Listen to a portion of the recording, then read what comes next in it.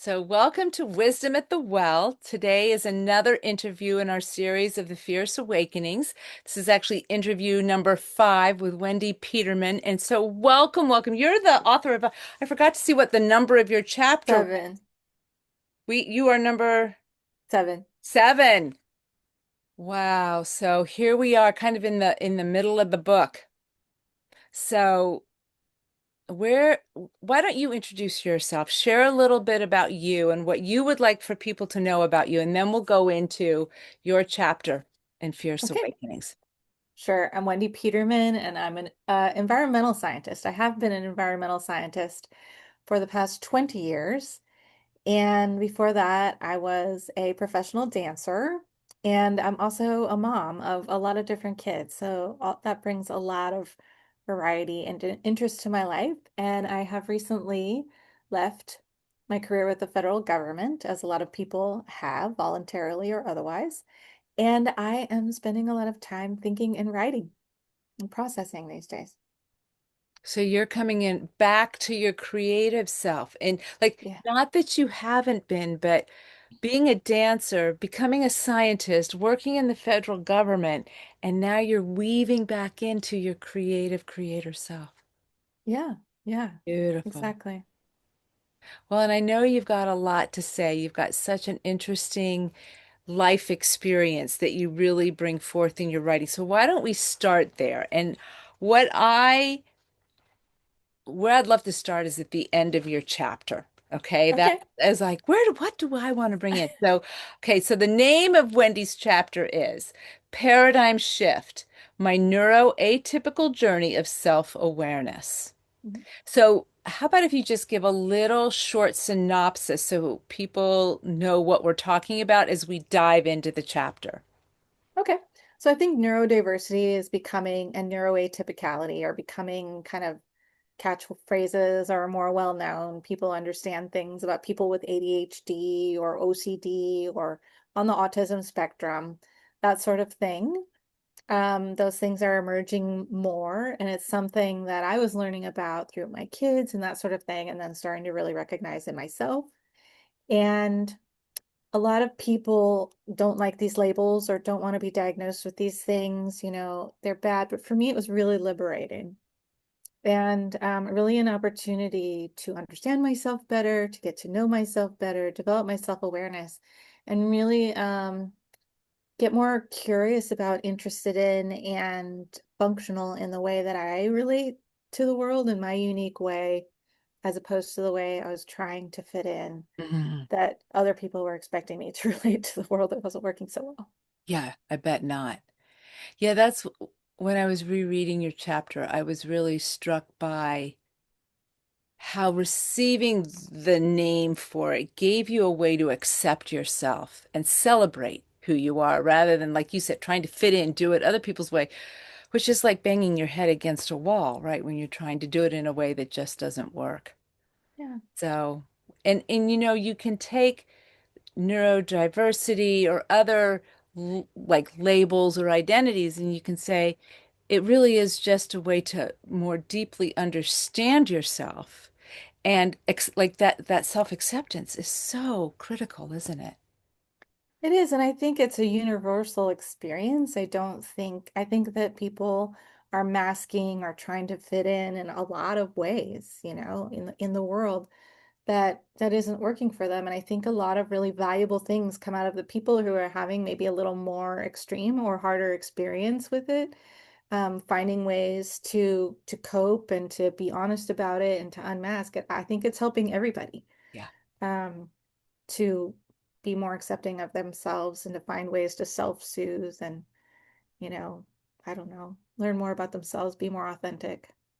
That's my What hope. when you f- finally realize like how your mind works and that it does work differently for others, like what was the most palpable shift for you? Like what happened in your life around that time that maybe was an external reflection, but I'm just so curious, like in relaxing into who you are, what shifted for you? Um, it's this. instead of constantly spending all of the energy and the focus on trying to seem normal, trying not to be too much, trying not to say the wrong thing, worrying about saying the wrong thing, Hmm. became more of an internal experience of how is this working for me? And what does my brain do that the other brains are not doing that I could offer? You know, what am I bringing to the situation? What do I have to offer the situation? What is valuable about what I have to say? Yeah. Um, Mm. yeah, so it shifted more to something that I bring that is unique, that isn't wrong, Yeah. that actually has some added value to the situation and to the team or the people, you know, interacting with me. Yeah. Yeah. The words that are coming up for me is like, what if it's your superpower? Yeah. Yeah. And people, I think I said something about that having disabilities and superpowers. And people get upset about that immediately, want to say like, no, you don't have superpowers, and like you're being narcissistic or Mm. something like that. But I think there is something valuable. Like I've been in teams where I've asked people to go around, introduce themselves, and then say their superpower. And nobody in the room can say anything positive about themselves. You know, it's so hard. And so I find it actually fun to then tell them, like, it's okay if you don't know your superpower, I will tell you what it is. You know, Yes. and it's kind of a fun experience to say like, oh, I've seen you, you know, bring out this incredible leadership quality, you know, where you really just hone in on what people need or what needs to happen next and you just make it happen, you know, and just letting them know like I've observed this thing that I don't have, that I feel like they have, that I feel Yeah. is really special, and I've seen their superpower, and it becomes like a fun game to tell them their superpowers, and they walk away from the situation and the conversation feeling like, wow, you know, I've been seen, or I didn't know that about myself, or I had a positive blind spot. Yeah. Oh, how beautiful. What a beautiful contribution. I bet that could change somebody's day at the very least, but it could actually change them in their trajectory in maybe subtle ways, but actually pretty significant ways as well. That'd be So, nice. so part of your superpower is seeing in other people their superpowers. There you go. Yeah, I love that. You know, I'm thinking I just recently listened to a podcast. I was trying to remember the name of it, something tapes, and Mm, about this woman who's discovered that there are artists who are psychic, mhm. absolutely psychic, and they've gone and done studies to prove that it's not just a one-off thing. And it's really extraordinary. And these are nonverbal autists Mhm. who are with absolute precision psychic. It's really I have extraordinary. I heard that recently. Somebody was saying something about that, especially with a group of children. There was a Yeah, group of children. Yeah, it's something tapes. I'm going to see if I can find it super quickly because I was listening to it going, "Oh my gosh." Telepathy tapes. nice. That's what it is. Telepathy. So telepathic and able to know it. Yeah, like it's really extraordinary, and yet those superpowers are almost hidden behind what seems like the disability, but without the disability, they may not have the superpower. Yeah, and I have to say, I can't speak universally for this, but my experience and my observation is that when people say someone's suffering with this or it's a Mm. struggle and that sort of thing, I think it's actually the neurotypical people in this situation who are suffering or struggling, Oh, and see it as a disability because they want connection in the way that they expect it, and they want communication and relationship and interaction the way that they expect it. the And way when that they it's know not how to do it, right? the way that they know how to do it, and when someone else is not experiencing it that way or expressing that way, it's very painful and frustrating, and you know, and they suffer Yeah, for not being able to connect the way that they want to or that they think people should. But the person who is nonverbal is having such an intense and sometimes amazing experience yeah, of themselves and of the world inside themselves. And a lot of people will say, like, when they're pathologizing it, that the person, their experience is so intense that they have to put up that big of a boundary in order to protect themselves. And that may be true. They're protecting their nervous system. And that's a reasonable thing to do. But the other side of it that they don't understand because they're labeling that what they see as not being how they want to experience it is that inside there's so much magic happening.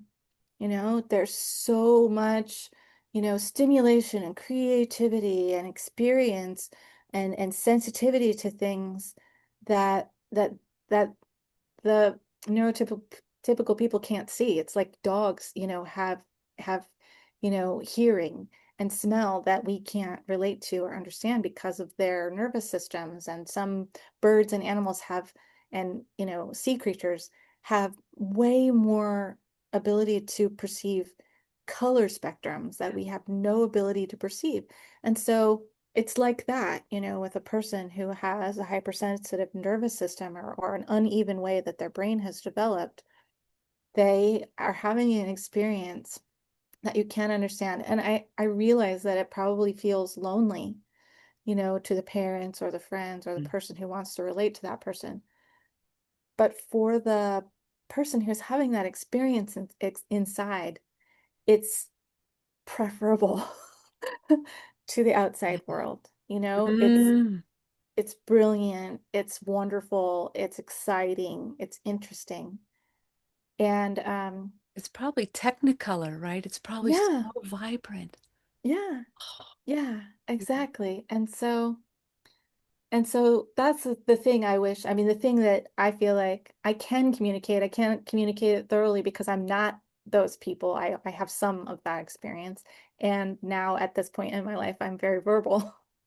Yeah. So, but I feel like there is a little bit of an inkling or a piece of information that I can give to people that learning to appreciate, relate, or in somehow imagine what might be going on for that person or the ways that they do relate to the world or the experience they are having of themselves might be a better way to connect with them than trying to force them to externally communicate or relate to you in the ways that feel comfortable to you or that you're used to. Wow, thank you for sharing that. It's just a beautiful insight and reflection. And I just am really feeling that, again, it comes back to why do we have to be the same? Can we celebrate our, our being different? Because we each are actually very Yeah, different, right? everyone's unique, right? And yet there's still this thing of fitting in, being the same, but there's something just so rich and poignant in what you're sharing, and to just be curious as opposed to controlling and manipulative in what we do so we can feel safe or we can feel heard or met, right? But Right. we can just open up our lenses as well. Thank you for that. That was a beautiful gift here. Yeah. Well, maybe this brings us into I definitely want to read some of what you wrote, right? Okay. So I love how in the chapter you share about your journey with your daughter, right? And how Mhm. you could meet her and engage with her and at times it was actually very hard because she was so far ahead with math. Like how do you keep up with somebody who wants their math presented in Roman numerals? I was just like, oh my goodness, right? Like that in and of itself. But at the end of the chapter where you came to work with her on her thesis idea, right? And you talked about the threefold path that she was Mhm. developing. And then, as you said, laying back on the bed, I reflected on how far we've come, how far I've come. I can see how my many years as a mother and soil scientist have shown me I am empathetic, resilient, and respected. My unstructured way of thinking makes me creative, and my depth of emotion makes me strong. And you presented there the threefold path for you. Mhm. And I thought that was such a beautifully understated but very present mirror to your daughter's threefold path. Nice. Yeah. Mm.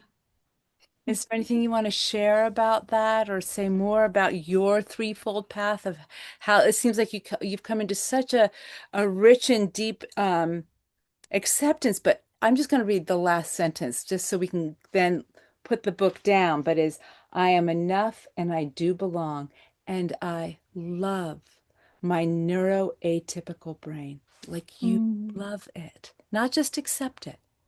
Yeah. Oh, yeah. Yeah, like I said, it's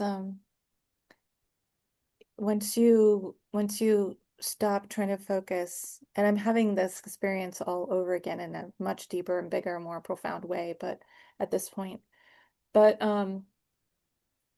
it's a place where, maybe inside ourselves we build a whole bunch of walls and hallways with doors and things like that, whatever that looks like inside a person. And a lot of them are closed or they have to be opened in certain sequences or whatever in order to function, in our relationships or our work environment or, wherever we're trying to function and put forth the right persona, the right behavior, the right, whatever.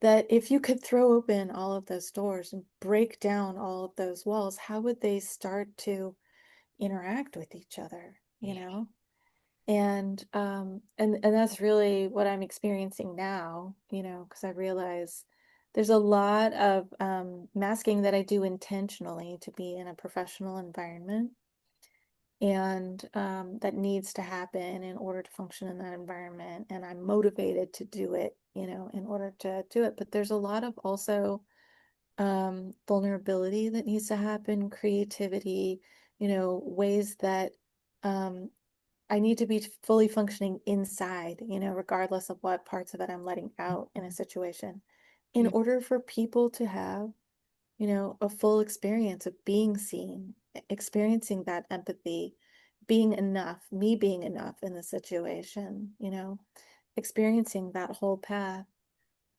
And now that I'm not in that professional environment and I'm just like, let's just be whoever we are, and let's figure that out. And where does it fit? What does it not fit? What, where do I belong to myself at least, can I Yeah. do that? You don't have that hallway holding you like it's Yeah. opened up. Yeah. Yeah. All open inside.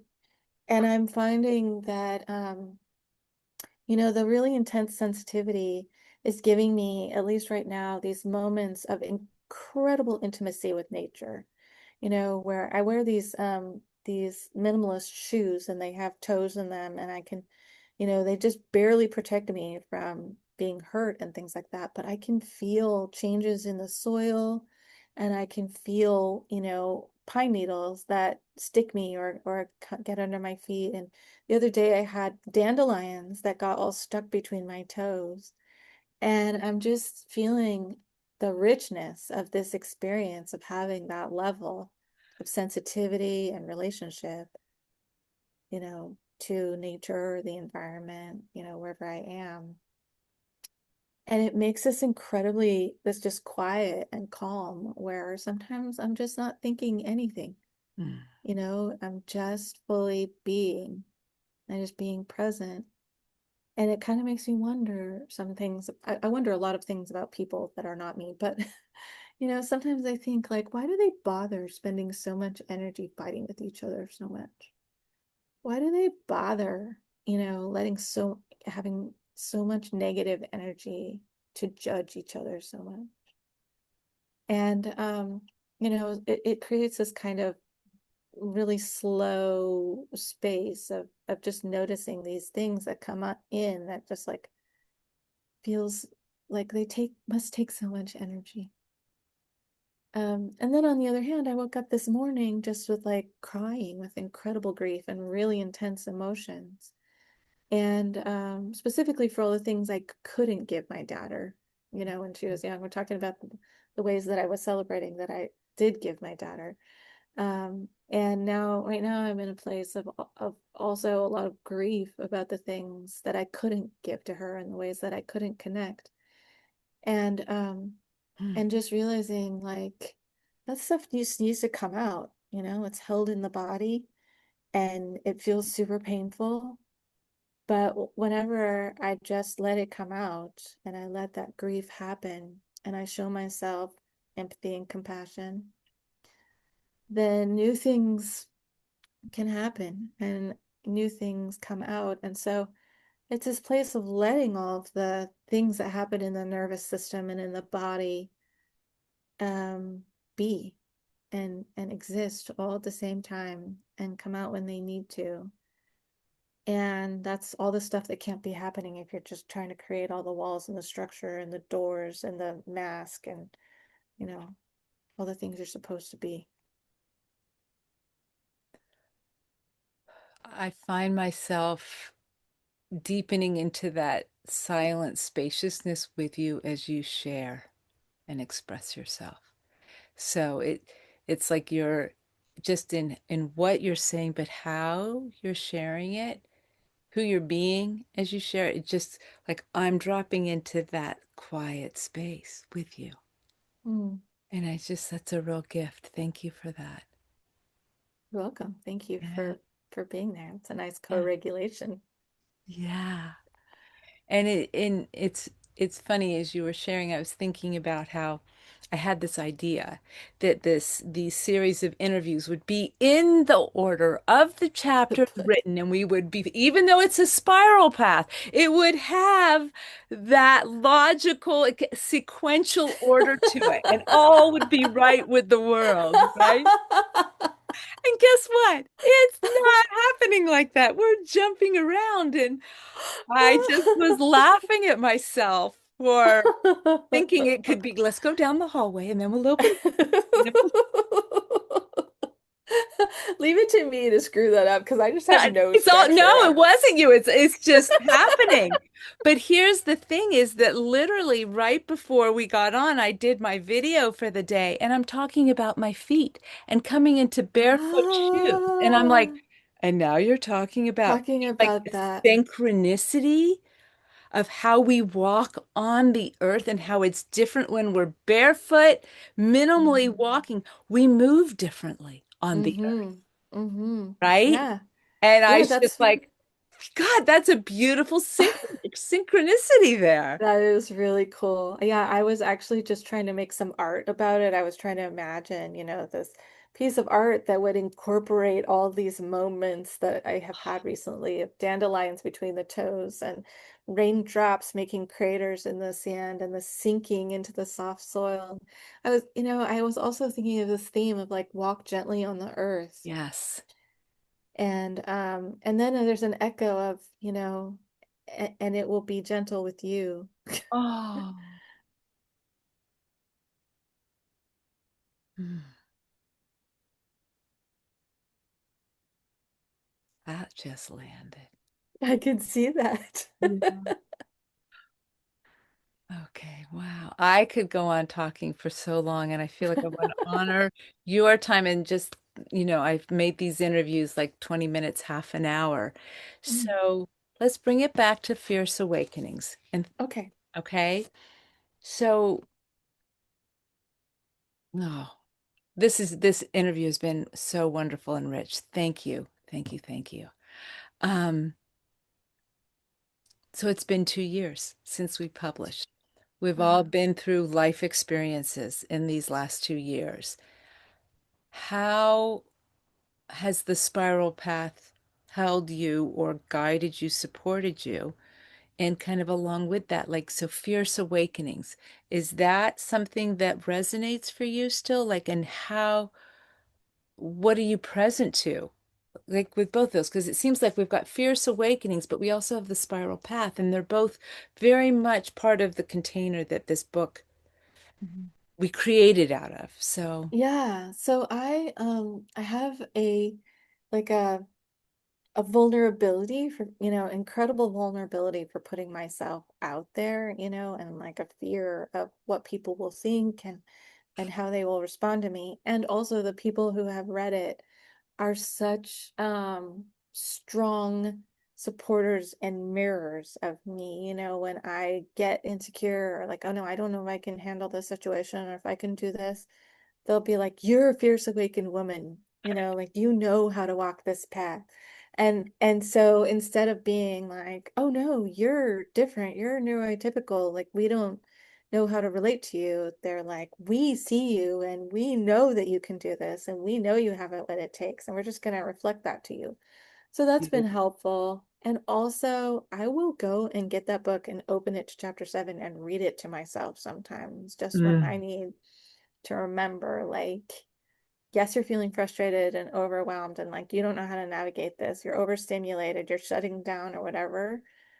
But you wrote this, you did this, and you can, it makes sense. It's logical. It's kind of like a grounding experience yeah, to go back and read it and like reassure myself and go like, okay, I can go back into a situation. Like I just have to keep going, keep stepping through it, keep walking the path, and I'll get somewhere. yeah. Mm. I don't know where it is. Also, just the fact of being a published author, um, I have been writing since I left my job, and I've been taking out things that I wrote a long time ago, a children's book, and things I've been trying to write along the way and just never gotten organized. And I put them together, and I've been publishing books. I'm like on my third one that I'm going to publish. And so they don't have to be perfect, and people will be like, "Oh, I'm interested in getting this book that you wrote." And I'm like, "I don't know how well it's written, but I really enjoyed the imagination that it took or the world that I created or whatever." And so just this and Jen had said this, that we'll put this out and it's a collaboration and it's a process and things like that, but you will be a published author, and a best-selling author, sometimes. Yeah. And that's, like an identity that I can claim, and now I publish whatever I'm writing, and I write Substack articles, and I'm constantly writing, and now I've developed a pseudonym under which I write, science fiction and fantasy, and then I have myself where in which I write, my sort of ecological leadership stuff. And it's just like this multiplicative creativity and just ownership of it. And I don't really know what will happen with it or if it'll go anywhere, but it's coming out of here at least. Yeah. And so that's been just incredibly liberating. And so that's what's coming out of the Spiral Path and Fierce Awakenings now. So if 2 years people later. wanted to find, okay, so on Substack, how do people find you? And I'll link you into this article so people can find you there. That might be the easiest way on Substack. But do you have other places if people wanted your children's books or your science fiction? How would they find you? Yeah, so my children's book is on Amazon and just under Wendy Peterman. It's called Journey from Ashaki Ayan. And my my eco-feminist fantasy novel pseudonym is Lyric Winters. I have written a book called Stolen Voices, and it's not a very big book, but it's an imagined world where the forest is a main character in it, and people's consciousnesses can get mixed up and taken into the consciousness of the forest and find out what it's like to be in that kind of consciousness. Um, so and the book that I'm writing now, that's my nonfiction book, is called Forest Thinking. So that one's going to come out in October. In October, like next month. Yeah. And so what's Forrest thinking about? Is that more about your leadership and Yeah, it's a leadership book that's really it's for leaders who already have a lot of experience and, have been leaders of an organization or something for quite a long time. And they are trying to um, shift paradigms or make new progress or innovate, especially in ways that are regenerative or reciprocal for the world. And it can be really hard, and people can get burnt out or just lose track with their natural sense of the system or their relationship with it. And so it's about going deeper, about deepening those skills of sensing into your organization, your team, the Ooh. relationships, what's happening there, what the tensions are, and what the, various leverage points are, and how you can reconnect with yourself.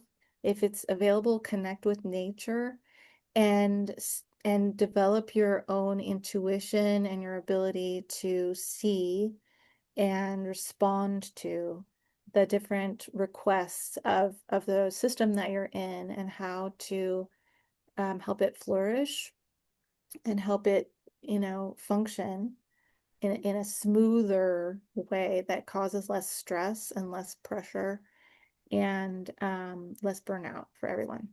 Forest thinking. Yes. Beautiful. Oh, Wendy, thank you for this interview. I'm just feeling Thank you. so nourished Oh, and good. yeah, and it just feels like you've got a lot to share. You've got a lot to write about. And I will definitely be posting Wendy's Substack link, and you can go from there and find other things. But just, chapter 7 of The Fierce Awakenings, like you brought in such a different experience and different perspective into this book. And it feels like the whole book, the whole journey we each co-created just got so much richer because of what you brought in. And yeah, I'm just really grateful that we got to have this talk now and just kind of bring it back out again and talk about it even more. So Thank thank you. you for being here. You're welcome. I'm going to press the stop recording. Thank you all for being here. Until the next interview.